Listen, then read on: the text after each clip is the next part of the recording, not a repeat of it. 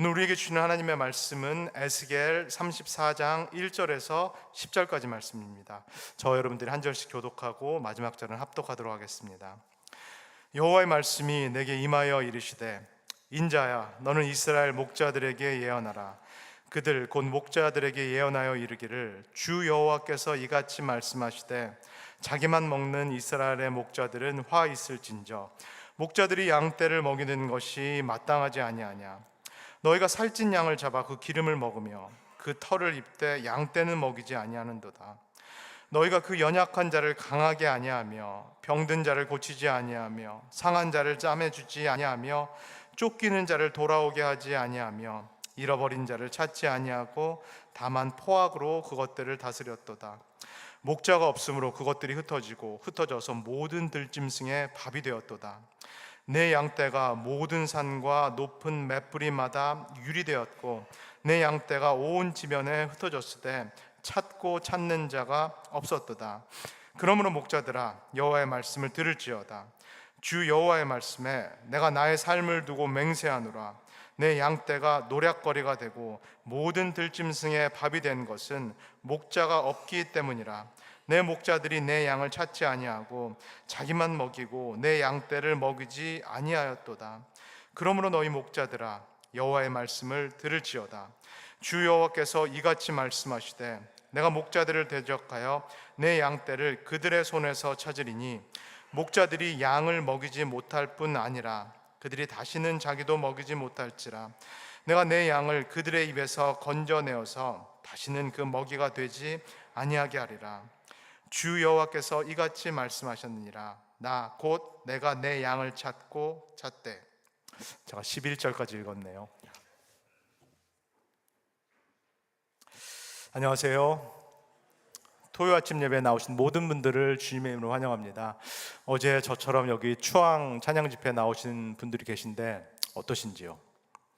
지난달과 똑같은 현상, 찬양 집회에 참석을 했는데 목은 별로 안 아픈데 팔이 아프고 다리가 아픈 현상을 또 이 아침에 경험을 했습니다. 저도 어젯밤에 집에 들어가니까 한 10시 반, 눈만 딱 붙인 것 같은데 아침에 딱 눈 뜨니까는 새벽이 돼서 눈만 붙이고 이렇게 나왔습니다. 어제 수고해 주신 모든 분들 너무 감사하고, 또 참석하신 분들은 어떠셨을지 모르겠는데 저는 참 저희 교회 드문 이 젊은 분들이 오셔서 여기 딱 다 쓰셔서 악기 연주하시고 찬양하시는 모습을 보고 참 개인적으로 너무 기쁘고 또 감사했습니다. 이 젊은 분들이 다 주축이 돼서, 주인공이 돼서 주도권을 가지고 주체적으로 예배 하나를 딱 맡아서 인도하시는데, 그리고 저희 교회 성도님뿐만 아니라 주위에 있는 또 젊은 분들이, 악기 하시는 분들이 자발적으로 기쁜 마음으로 오셔서 또 찬양 집회를, 이 지역에 필요한 이 젊은이들을 위한 그 장을 딱 마련해서 누리시는데 개인적으로 마음이 참 좋았습니다. 우리 성도님들이 저와 똑같은 마음이라 싶습니다. 우리 교회에 또 이 지역에 젊은이들이 모여서 찬양할 수 있는 그 공간이 반드시 필요합니다. 어느 눈치도 보지 않고 누구를 맞춰주고 이런 차원이 아니라 이분들이 정말로 깊이 누릴 수 있는, 그들의 감각에 맞는 그런 예배가 우리 교회도 필요하고 또 이 지역에 꼭 필요한 줄을 믿습니다. 이 추앙 찬양 집회가 잘 여기에 자리매김할 수 있도록 우리 성도님들이 기도로 또 물심양면으로 계속 지원해 주시기를 소원합니다. 계속해서 에스겔 말씀을 나누고 있습니다. 저는 말씀드렸듯이 구약 성경 참 좋아하고 에스겔 말씀을 참 기쁜 마음으로 너무너무 신나게 읽고 또 설교를 하고 있습니다. 우리 성도님들은 어떠신지요? 에스겔 언제 끝나나 이렇게 생각하시는 분들 계실지 모르겠습니다.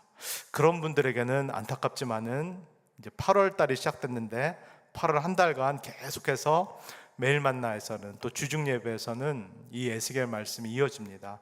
에스겔 48장이 끝날 때까지 에스겔 말씀이 계속 이어집니다. 제가 신학교에서 주로 교회사 과목을 가르치는데 늘 교회사 과목을 할 때는 우리 학생분들에게 이렇게 질문을 드립니다. 학창시절 때, 중고등학교 때 한국사, 세계사 배우셨을 때인데 그때 역사 수업 좋아하셨던 분 계신지요? 계시면 한번 손 들어보세요. 몇 명이 손을 드실까요? 거의 안 드십니다. 거의 안 드시고 한두 명 겨우 이렇게 손을 드십니다. 그럼 제가 질문을 이렇게 바꿔서 또 드려봅니다.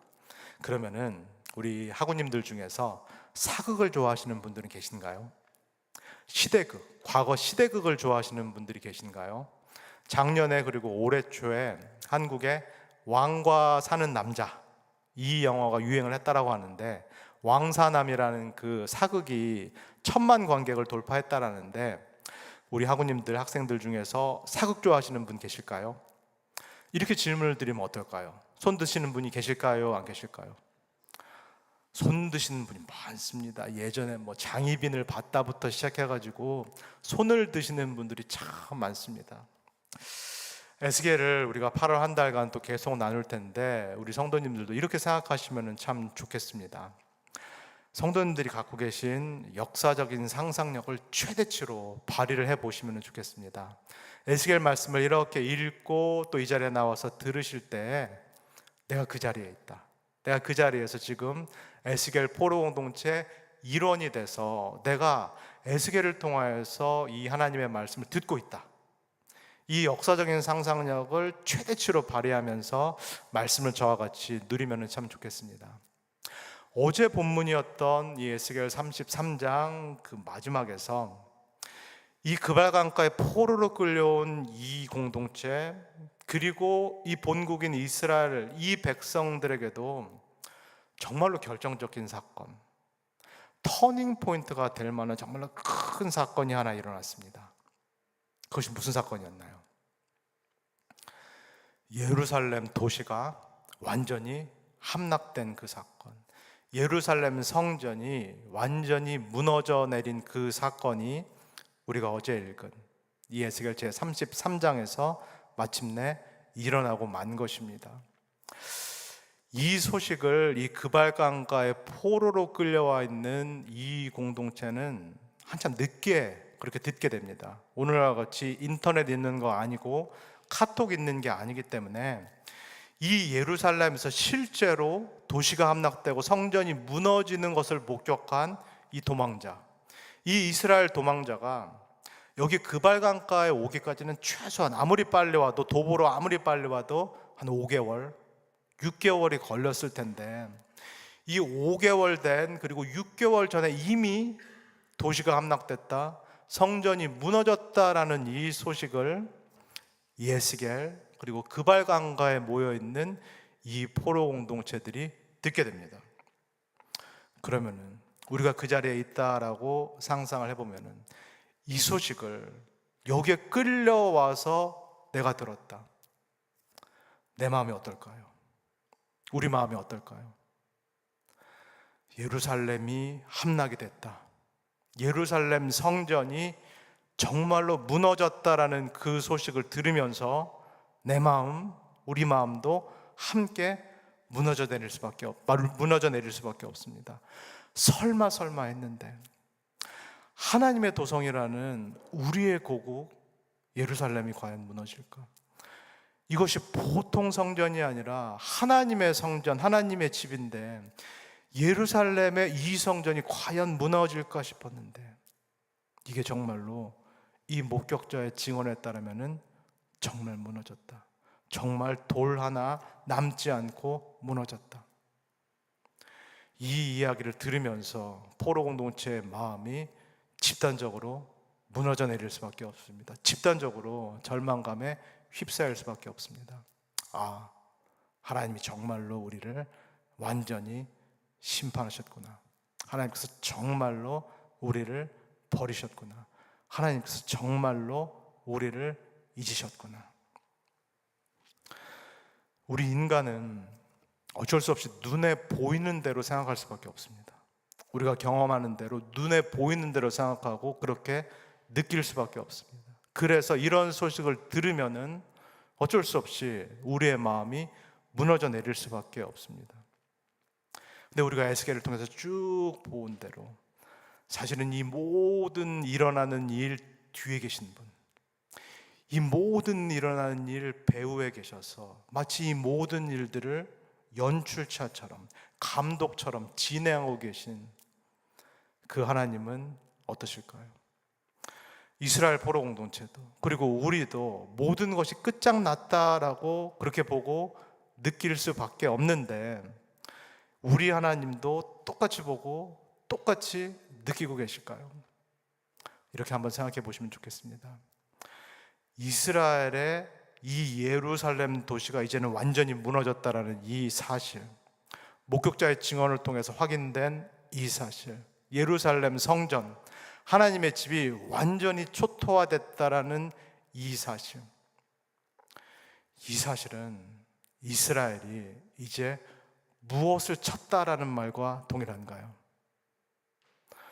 완전히 희망이 사라졌다, 모든 것이 산산이 무너졌다라는 것은 이 이스라엘이 이제 무엇을 찾다라는 말과 똑같나요?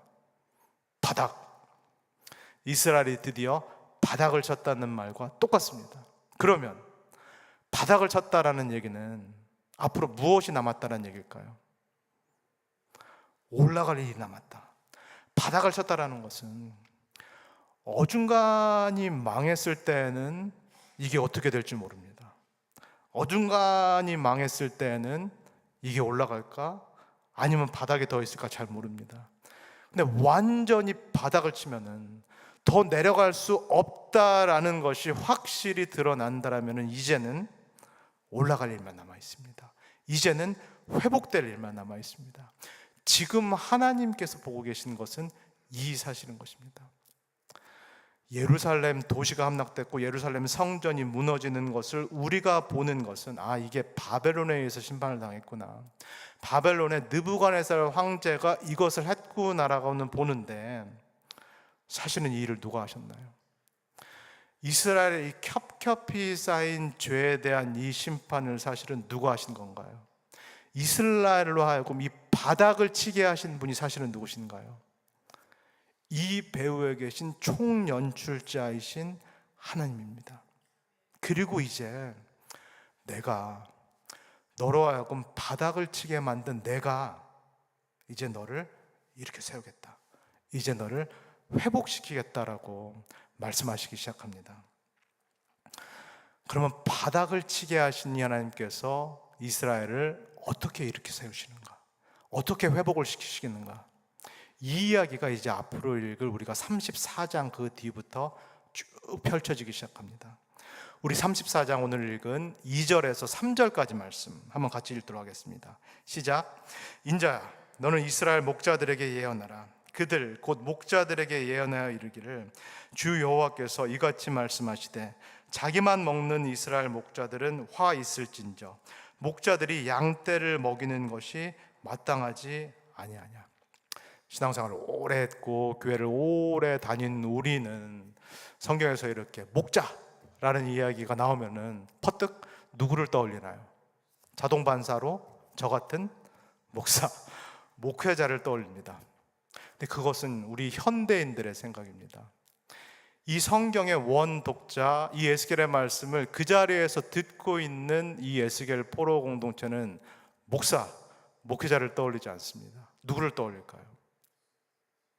예수 그리스도 떠올리지 않습니다. 아직 예수 그리스도는 여기에 나오지 않습니다. 목자 하면은 그 당시 사람들은 당연히 왕을 떠올립니다. 이스라엘 왕을 떠올립니다.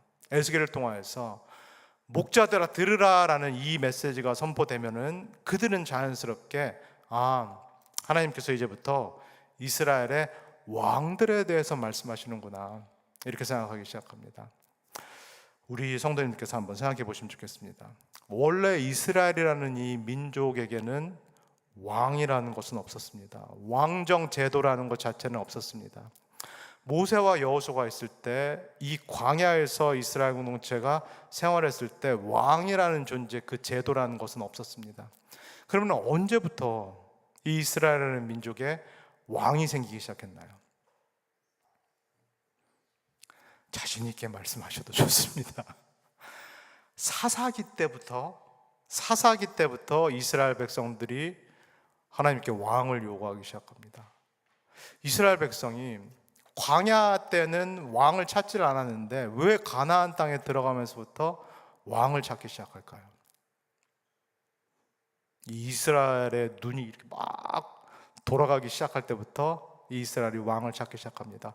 가나안 땅에 들어가서 막 눈이 막 돌아가면서 주변 국가들을 보니까 블레셋 같은 특별히 강대국을 보니까 군사력이 강한 국가를 보니까 다 왕을 갖고 있더라. 그래서 이스라엘 백성이 마지막 사사라고 할 수 있는 사무엘에게 요청을 합니다. 우리에게도 왕을 주시옵소서. 우리가 눈이 막 돌아가면서 주변 국가들을 보니까 다 왕들을 갖고 있고, 왕을 갖고 있으니까 군대를 갖고 있고, 이 군대를 갖고 있는 나라들이 강력한 국가입니다. 우리도 이제는 왕을 의지하고 군대를 의지해서 이 주변 국가들처럼 강력한 국가가 되기를 원합니다. 그랬더니 사무엘이 어떻게 하나요? 못마땅해 합니다. 그리고 하나님께 여쭙습니다. 하나님, 이스라엘이 왕을 세워달라고 하는데, 주변 국가처럼 왕을 세워달라고 하는데 어떻게 할까요? 하나님도 매우 못마땅해 하십니다.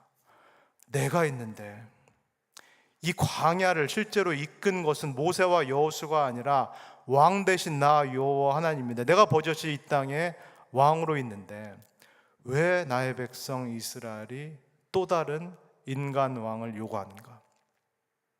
그러나 백성들이 계속 요구하니까 하나님께서 들어주시겠다라고 약속합니다. 그런데 조건이 있다. 그리고 경고가 있다라고 말씀합니다. 인간 왕은 하나님이 아니다. 하나님이 아니기 때문에 인간 왕도 죄인이다. 그래서 내가 왕을 세워줄 텐데 이 인간 왕이 너희들을 압제할 수 있다. 너희들이 그것을 알면서도 그럼에도 불구하고 왕을 달라라고 한다면 내가 왕을 세워주겠다. 성경을 한번 생각해 보시면은 이스라엘에게 하나님께서 세우신 최초의 왕인 사울 왕부터 지금 이 포로 공동체가 있는 이 시기, 시드기야 왕이라는 왕이 있는데 사실은 정통성을 인정받기 어렵습니다. 왜냐하면 바벨론 제국이 꼭두각시 왕, 바지사장 왕처럼 세워놨기 때문에 이 시드기야 왕이 정통성이 있는 왕이다라고 보기도 사실은 어렵습니다. 최초의 왕인 사울 왕부터 지금 시드기야 왕까지, 우리 성도님들께서 성경의 내용을 생각해 보시면 이 많은 왕들 중에서 정말로 하나님을 대신하는 좋은 왕이다, 선한 왕이다라고 평가받았던 그 왕이 몇 명인가요? 열왕기 상하를 한번 생각해 보시고 역대기 상하 내용을 생각해 보시면은 이 수많은 이스라엘 왕들 중에서 하나님으로부터 너는 참 선한 왕이다라고 좋은 평가를 받은 왕이 정확히 몇 명인가요? 딱 3명밖에 없습니다. 딱 3명밖에 없습니다. 누군가요? 다윗 왕, 히스기야 왕, 마지막으로 요시야 왕. 잘하셨습니다. 다윗 왕, 히스기야 왕, 그리고 요시야 왕. 이 딱 3명만 하나님의 마음에 합하고 하나님의 뜻에 따라서 이 국가를 운영했다라고 평가받은 선한 왕입니다. 북이스라엘의 모든 왕은 다 부정적인 평가, 낙제점을 받았습니다. 그리고 남유대에 속한 이 왕들도 대부분 거의 낙제점만 면하는, 이 남유대도 참 많은 나쁜 왕들이 있었고 겨우 낙제점만 면하는 그저 그런 왕들만 있었던 것, 이것이 왕을 세워달라고 말했던 이 이스라엘의 역사가 되겠습니다. 그러면 이스라엘이 절대 다수의 낙제점을 받은 왕들은 왜 이렇게 부정적인 평가를 받았을까요? 2가지를 잘못합니다. 이들도 이방 국가의 왕들처럼 2가지를 잘못합니다. 첫째, 하나님과의 올바른 관계, 하나님과의 올바른 질서를 이 이스라엘 왕들도 지키지 않습니다. 이방 왕들과 똑같이 이들도 국어와 산수를 잘 못합니다. 이들도 똑같이 주제 파악, 분수 파악을 잘 못합니다. 이 이스라엘의 왕권이라는 것이 하나님으로부터 위임을 받았을 뿐인데, 어느 정도 기간 가운데, 임기 가운데 하나님으로부터 위임을 받았을 뿐인데 이것을 잊어버립니다. 이 왕권이 영원하다라고 생각하면서 무소불위의 권력을 휘두르기 시작합니다. 그리고 무소불위의 권력을 지키기 위해서 겁도 없이 주변 이방 나라들과 조약을 맺고 화친을 맺습니다. 정치를 하기 시작합니다. 우리가 다 경험하듯이 조약과 화친에는 절대로 공짜가 없습니다. 다른 사람의 마음을 사는 것, 소위 말해서 정치를 할 때는 공짜라는 것은 없습니다. 반드시 무언가를, 중요한 것을 내주지 않으면 다른 사람의 마음을 절대로 살 수가 없습니다. 무엇을 내주나요? 이스라엘의 심장을 내줍니다. 이스라엘에서 가장 중요한 이 예배를 이 이방 국가들에게 내어줍니다. 그리고 이방 국가들의 풍습, 관습, 종교들을 다 들여오기 시작합니다. 그래서 곳곳에 이방 신전들이라고 할 수 있는 산당들을 세우기 시작합니다. 하나님께서 이 모세 오경을 통하여서 절대로 너희들 마음대로 아무렇게나 예배드리면 안 된다. 절대로 너희들이 원하는 곳에서 너희들 좋을 대로 아무렇게나 예배드리면 안 된다. 그렇게 말씀했음에도 불구하고, 그래서 시내산도 하나님께서 지명했고 시온산도 하나님께서 지명했고 예루살렘 성전도 하나님께서 지명해서 세워서 이러이러한 방식으로 예배를 드리라고 분명히 말씀하셨는데, 이 이스라엘 왕들이 이것을 다 내다버립니다.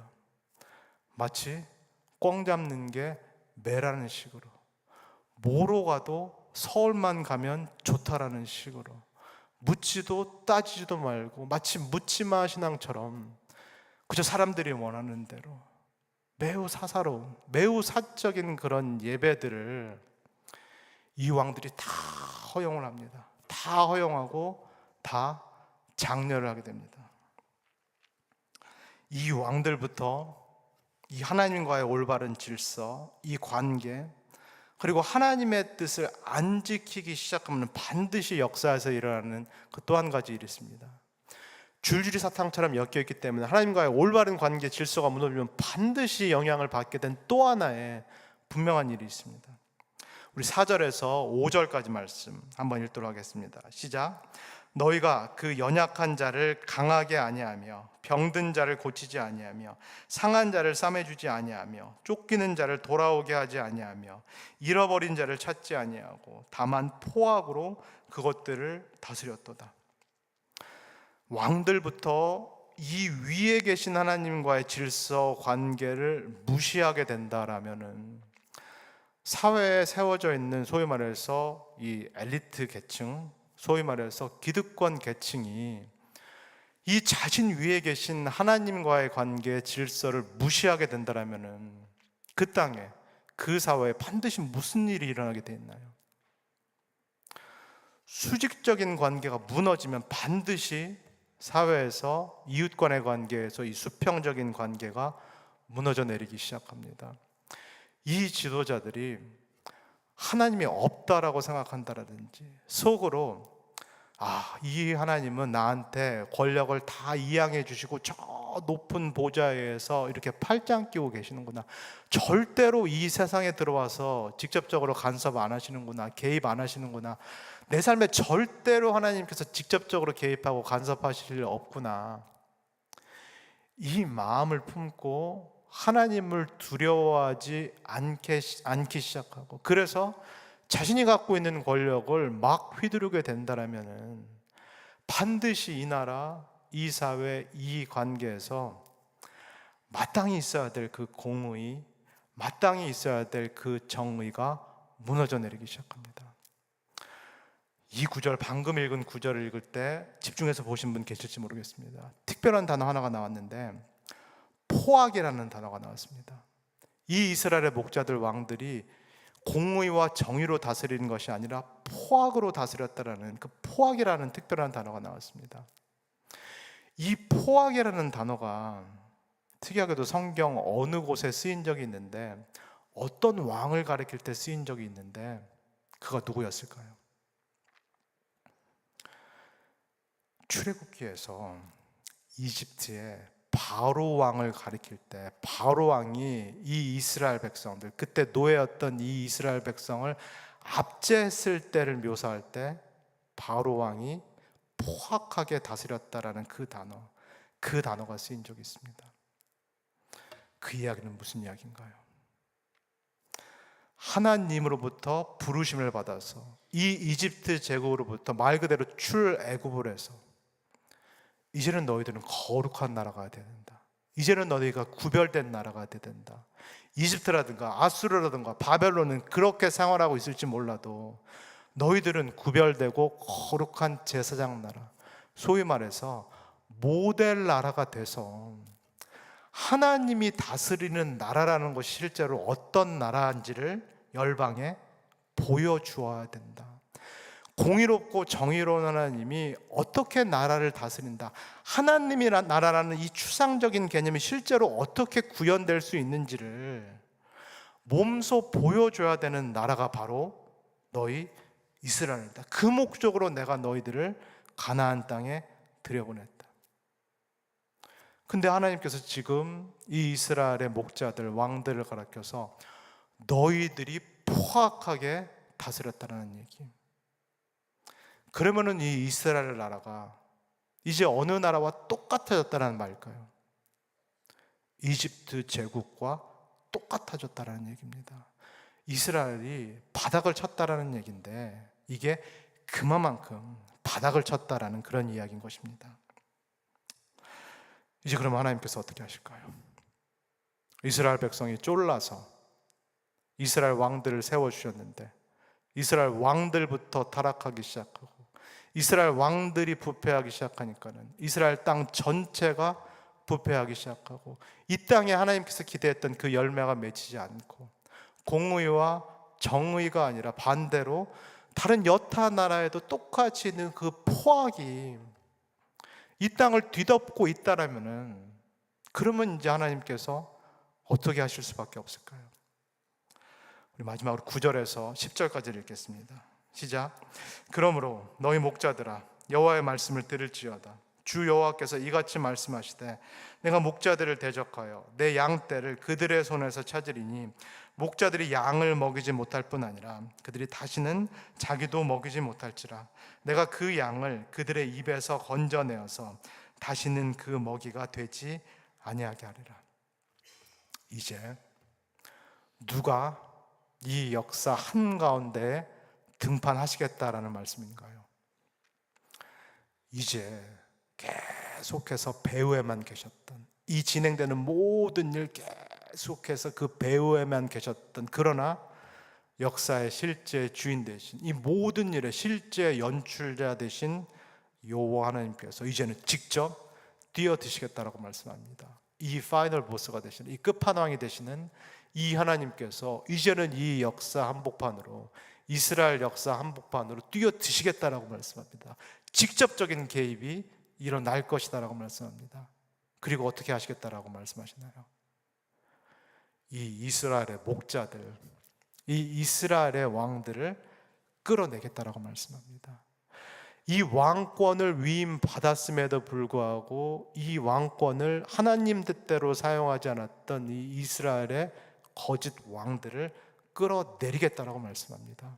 그리고 이제 참된 왕이신 하나님께서 내가 직접 하겠다, 내가 직접 이 떠도는 이스라엘 백성, 예루살렘이라는 또 가나안 땅이라는 이스라엘이라는 땅을 주셨는데 이 일을 버리고 결국은 심판을 당해서 이 이방 땅, 이 바벨론 그발강가에서 떠돌고 비쩍 말라가고 있는 이 나의 백성을 이제 내가 직접 끌어모으겠다, 내가 직접 끌어모아서 내가 이제는 이들을 직접 먹이고 직접 입히고 그리고 직접 돌보시겠다라고 그 약속의 말씀을, 그 회복의 말씀을 지금 에스겔을 통하여서 하나님께서 선포하고 계십니다. 사랑하는 우리 오렌지 가나안 교회 성도 여러분, 오늘 이 에스겔 34장의 말씀을 들으시면서 우리 성도님들은 누구를 바라보셨고 그리고 또 무엇을 생각하셨나요? 이스라엘의 왕들 참 못됐다, 이스라엘의 그 목자들 참 괘씸하다, 이스라엘의 왕들, 이스라엘 목자들만 바라보시고 그들만 생각하셨나요? 아니면 이 말씀을 들으면서 내 자신의 모습을 바라보고 그리고 내 자신의 마음을 정직하게 들여다보셨는지요? 에스겔과 같은 구약의 말씀을 늘상 먼 옛날 옛적의 이야기로 들어서는 이게 남의 이야기처럼 들리면은 절대로 우리에게 아무런 유익이 없겠습니다. 기원전 587년 6년경에 그 그발강가에 있는 포로 공동체에게 하나님께서 에스겔을 사유셔서 말씀을 하셨다면은 2026년 8월 1일 오늘 이 아침에 살아계신 하나님이라면은 이 말씀을 통하여서 우리에게 말씀하실 줄 믿습니다. 이 시간에 우리의 마음, 우리의 모습을 한번 정직하게 들여다보기를 소원합니다.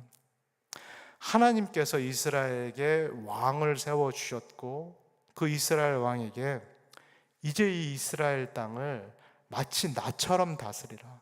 내가 직접 왕으로서 여기서 다스리는 것처럼 네가 이제 이 이스라엘 땅을 그렇게 다스리라고 왕권과 주권을 위임해 주셨습니다. 우리 인생을 한번 살펴보면 좋겠습니다. 우리가 태어나면서부터 우리가 죽을 때까지의 이 인생이라는 우리의 삶, 여기에 하나님께서 우리에게 이 인생을 잘 다스리라고 이 인생의 왕권과 인생의 주권을 우리에게 선물로 위임해 주셨음을 믿습니다. 나처럼 하나님이 네 인생을 다스린다라면 어떻게 다스릴까를 생각하고 너의 삶을 마치 나처럼 다스리라, 나처럼 운영하라라고 하나님께서 우리의 삶을 선물로 주셨고 우리에게 우리 삶의 주권, 우리 삶의 왕권을 또 선물로 주셨음을 믿습니다. 이 시간에 한번 우리 자신을 정직하게 돌아보면 좋겠습니다. 나는 지금까지 내가 위임받은 내 삶의 이 왕권, 주권을 과연 어떻게 사용했는가? 나는 이 왕권과 주권을 과연 누구를 위해서 사용했는가? 내가 지금까지 삶을 살면서 하나님과의 내 위에 계신 사실은 내 삶의 실소유주고 실주인이신 이 하나님과의 올바른 관계, 올바른 질서를 잘 지키고 살았는가? 내가 이 삶을 살면서 정말로 하나님 한 분만 절대적으로 신뢰하고 절대적으로 순종하는 삶을 살아왔는가? 그리고 나는 이 이웃과의, 내 주변 사람들과의 수평적인 관계를 어떻게 맺고 살아왔는가? 가족뿐만 아니라 내 일터, 직장, 교회에서 우리가 다 관계를 맺고 있는데 내가 내 주변 하나님께서 붙여주신 이 사람들을 하나님께서 원하시는 대로 정말로 정의롭고 공의롭고 공평하게 대했는가? 아니면 나도 모르게 내가 내 유익을 위해서 사용한 적이 있는가? 아니면 그걸 넘어서 내가 포악하게, 이들을 포악하게 대한 것이 없는가? 이 시간에 우리 자신을 정직하게 들여다볼 수 있기를 소원합니다. 그리고 이렇게 하나님께 우리가 마음을 모아서 기도하면 좋겠습니다. 하나님, 이제 앞으로 나의 남은 삶을 다시 한번 주님 대신 하나님께 올려드립니다. 나의 주권과 내 삶의 왕권을 참 내 삶의 소유주 되신 하나님께 다시금 올려드립니다. 그래서 내 삶을 이제는 내 뜻대로 살 것이 아니라 나의 남은 삶을 하나님의 뜻대로 살기를 원합니다. 하나님의 말씀에, 내가 교회에 나올 때마다, 예배에 나올 때마다 듣는 이 하나님의 말씀에 내가 민감하게 반응하게 하여 주시옵소서. 내가 그 말씀에 순종하게 하여 주시옵소서. 그래서 이제 나의 남은 삶에 우리가 주기도문을 통해서 늘 기도하는 것처럼, 오 주여, 내 뜻이 이루어지지 않게 하여 주시고 하나님의 뜻이 내 삶에 이루어지게 하옵소서. 이렇게 기도할 수 있는 사랑하는 우리 모든 오렌지 가나안 교회 성도님 되시기를 주 예수 그리스도의 이름으로 간절히 소원합니다. 다 같이 기도하겠습니다. 사랑해 주님 감사합니다. 이 시간에 에스겔 말씀을 통하여서 다시 한번 성경의 말씀을 조명하여 주시고 또 우리의 심령을 환히 비추어 주셔서 감사합니다.